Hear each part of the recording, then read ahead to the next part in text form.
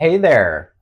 Meditation is supposed to be quiet for the mind. Focus your breathing, let thoughts pass, drift into stillness. But for some, meditation doesn't just calm the noise, it opens a door. And on the other side of that door, there's something waiting or someone.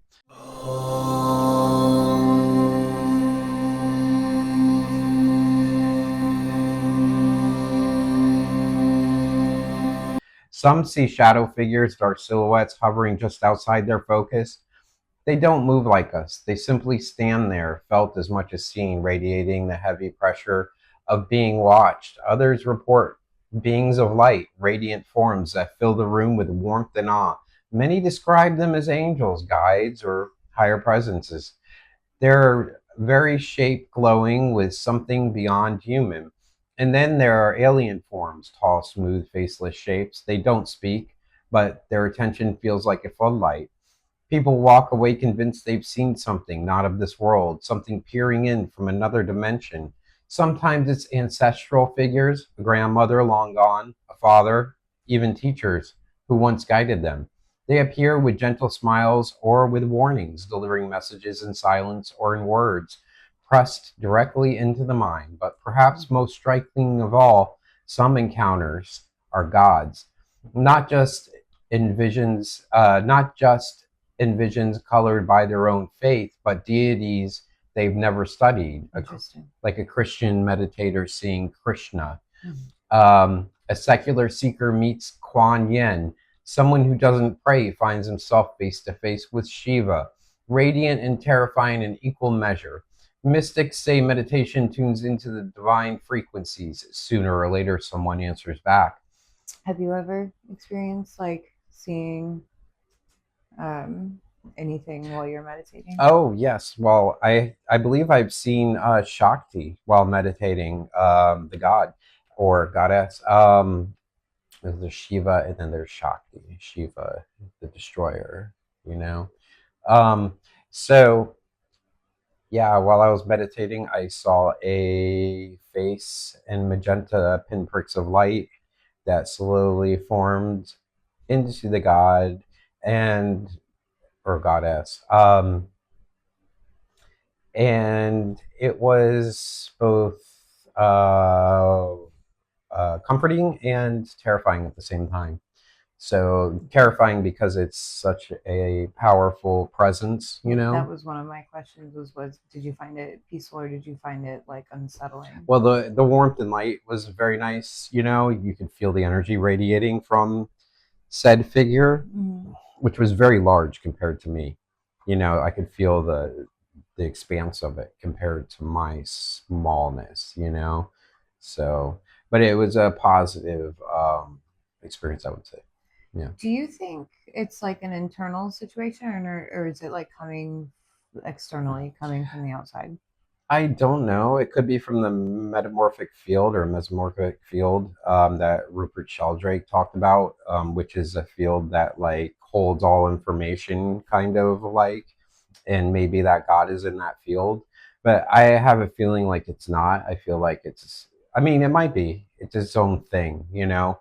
But I think it's an entity. It's alive. It has its own awareness. You know, it is a God in a way. You know. It's really interesting. So I don't know. I don't know.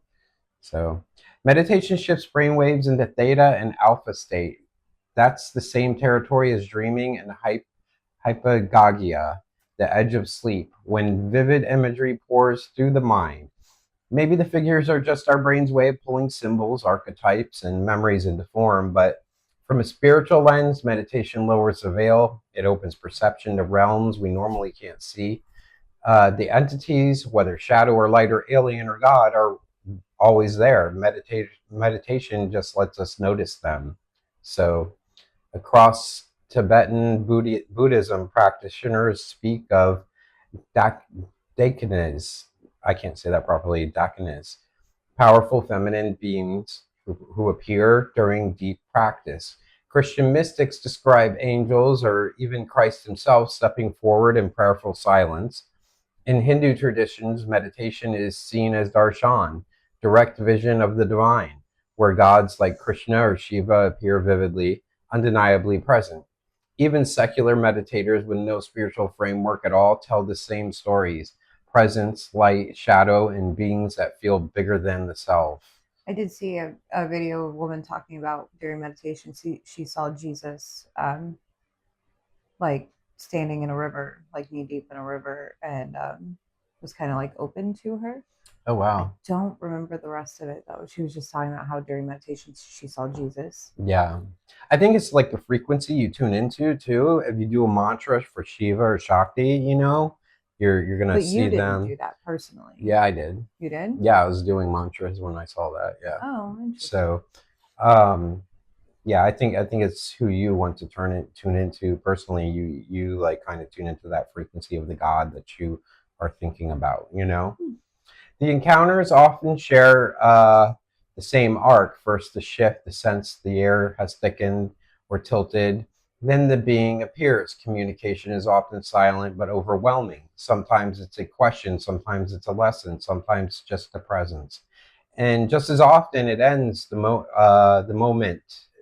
The fear spikes, one breath of panic, and the figure vanishes like smoke.